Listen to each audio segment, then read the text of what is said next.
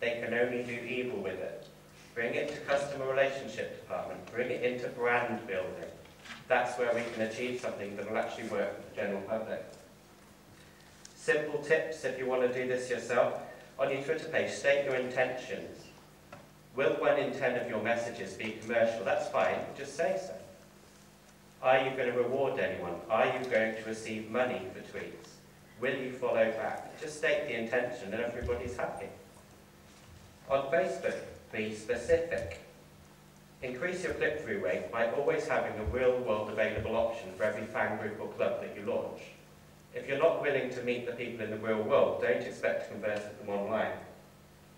I believe that if you had successful enough investment in event management, you wouldn't need me at all.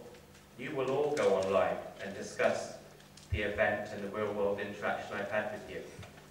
You would only need me to check the millions of forums later to check that my reputation is still intact. So, sorry I waffled on for ages, but my 3 questions that I ask all of our staff every day. The latest campaign you've built. What happens if you turn the website off? Is there anything left? Is there anything tangible in the real world? Have you become a catchphrase? If you said, Converse always on, to somebody, will there be someone in the world that goes, yeah? If there isn't, you've achieved nothing. Can you measure that movement? Have you returned to the street and brand surveyed? Does your brand mean the same thing it did yesterday before you started a 200k Facebook campaign? If you can't measure it, it hasn't happened. I'll skip through these really quickly. Company that's doing well, ASICS. Left without a right. We've got 12, I think the 12 biggest blogs in the UK. We sent them a gift.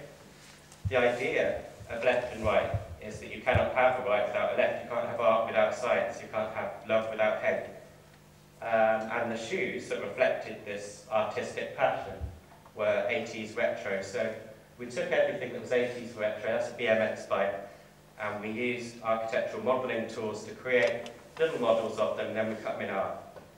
And we sent one half to one blogger and one half to the other blogger with a simple message: there is no left without a right, find the other. And of course, there's an internet treasure hunt between the biggest bloggers in the world, and it worked.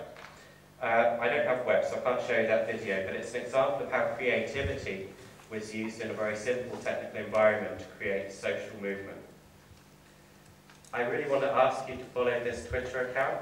I launched it this morning, and I'm going to spend a silly amount of money putting banner adverts and Facebook adverts all over the place to make this Twitter account very famous, but I'm not going to tell anybody what it's for until we're done.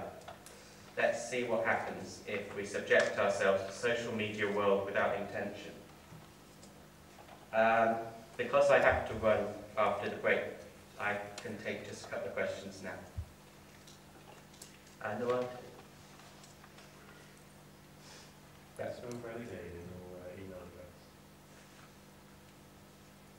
Yeah, you need name.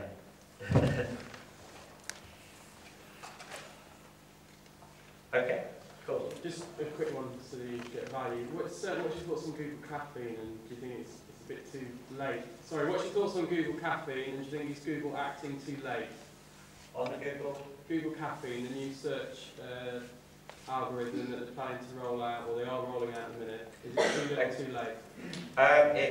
I don't know if it's too late because I don't know the direct impact on page 1 of Google, but I do know that any change to the algorithm now will be shared with the top SEO companies anyway. Google Buzz has proved that they're trying to move advertising into a different dimension of the Google marketplace, possibly because of this problem. So a change in an algorithm providing different web results, I don't know, it could just be that they're separating what the public use for the internet and what we as businessmen use. I'd have to see what happened. Yeah. What do you think is the most useful online skills to have then now? I'm after that, you understand. What do you think are the most useful online skills to have? Cool. The most useful online skills. From a publishing, marketing point of view? Or people in general?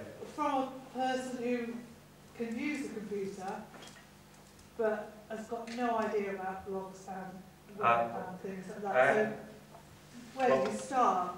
Yeah. First of all, don't be afraid. You can't. I meet so many people that are afraid of blogs and Facebook and this sort of thing because it looks like a big, complicated world that you presume you need technical knowledge for. Lesson number one, you can't break it. And most people are in the same book. The most useful skill for being a part of that is probably listening. It's quite okay to be a lurker for a long time. You can sit there log into a forum, watch what people are saying, find out how the banter works, and then when you understand it, take part, which I really wish that a lot of brands and companies did. Okay, I think I've used up all my time. Thank you very much.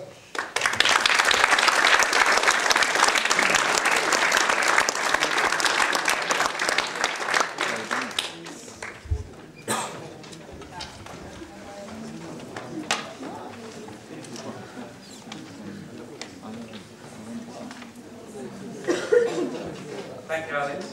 We're going to move into a break time now. It's about half an hour long. Where are my helpers? Helpers. We're going to be moving into room TC007, which is literally around the corner. My helpers will help you in getting there. There's lots of food in there.